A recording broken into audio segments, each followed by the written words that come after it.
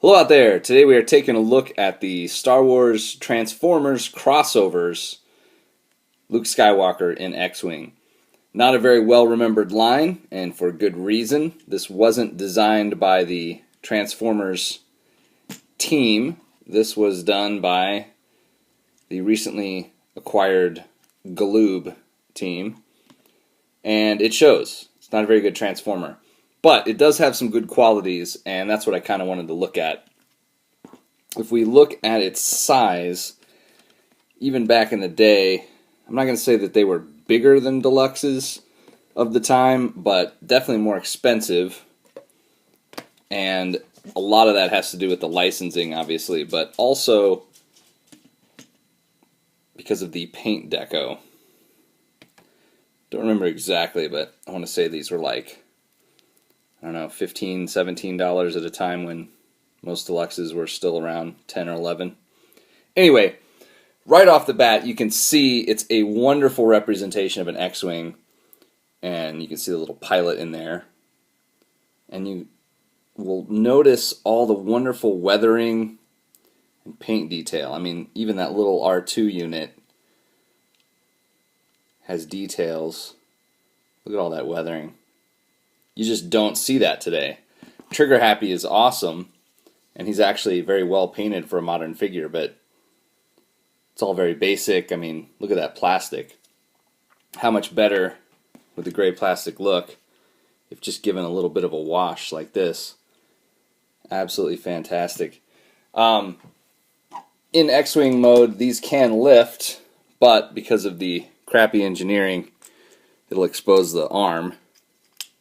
So, a little bit goes a long way with this guy. The landing gear retract, which is a nice feature. And of course it has one of my absolute favorite things, a cockpit with an actual pilot. You can see it's only, and this one does have a bunch of broken pieces on it. It wasn't very well built, and a kid has been playing with this, so I apologize for that. You can see it's kind of broken right there, but either way, not really a cockpit, but kind of a black painted seat. But look at how remarkably well painted Luke is here. I mean, that has a lot more detail than a lot of your masterpiece figurines, and this dude is tiny. I mean, check out, if you look at a Titan Master. So, when you look at the lack of paint on here, it's kind of striking. The other cool thing about this guy is that retroactively,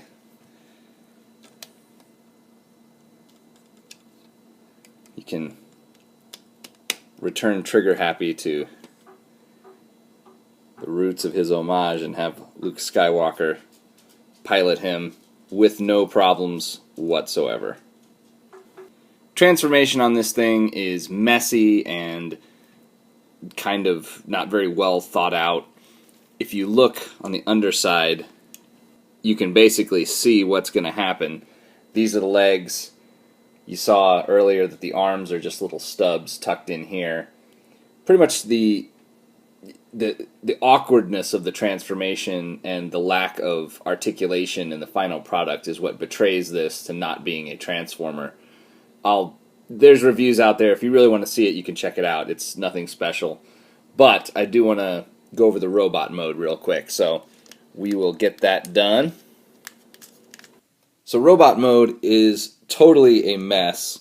It reminds me a lot of kind of bootleg independent toys engineering, where they take a dinosaur or kangaroo or whatever and then just shell form the hell out of it. You can see it's got just some random panels that leave tiny little stick legs. The arms are an afterthought, small enough that they can tuck into the engine nacelles. And the whole thing, it has hinges for the wings, but there's no way it can stand, you know, when they're in that configuration, so it's just kind of pointless. And of course the canopy butt flap. I mean, it's just a mess. this is why these things get made fun of, and rightfully so. But again, there are a couple cool things about this that we should at least give it its due. The first is these are mechs, not actual sentient robot transformers. So he does have a cool cockpit inside, which is always a nice touch for me. You can fit a little Luke figure inside there. Close it up and he can pilot the thing. Very cool. And then if you look at this head, even as badly designed a concept as it is, look at that paint. So crisp. So much detail. The helmet itself has a really nice gloss to it. Just a very premium paint job.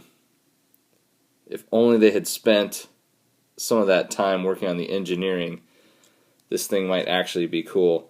No point in even going over the articulation because, what are you going to do? Pose this thing? I mean, no. So, one thing I forgot to mention in X-Wing mode, these guns do come off. It seems like they should fire off, but they don't. I mean, you can hear there's like some kind of spring thing in there, so I'm probably just too dumb to make it work, and somebody will leave a comment making fun of me, which is very fair, totally fair. Anyway, here it is, Star Wars Transformers crossovers. It was a interesting concept for a line, and really when you look at the toys, you can see where they were going with this, and it's just a shame that the regular Transformer team couldn't do some work on them, because with some actual engineering thrown into this, maybe a few different concepts, like as well done as this head is, I'd much rather have a more robotic head if it is a mech. But anyway, however it was designed, the execution is terrible, and, it was never meant to be. But with some real engineering, this thing could have been cool. And as is, I still think it has some cool qualities to appreciate. Anyway, thanks a lot for watching. Take care. Until next time.